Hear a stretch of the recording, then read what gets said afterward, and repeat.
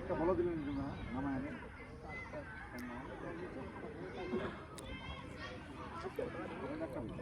Sir দৃষ্টি আকর্ষণ করছে একজন খেলোয়াড়ের পরিবর্তন হবে।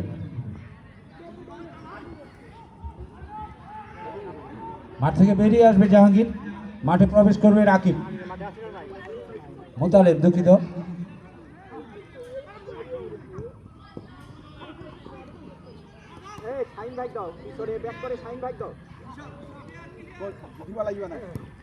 এ পর্যায়ে কিন্তু আমরা মাঠে দেখছি আরো দুজন খেলোয়াড়ের, দুই দলের দুজন খেলোয়াড়ের পরিবর্তন হয়েছে। মাঠে প্রবেশ করেছেন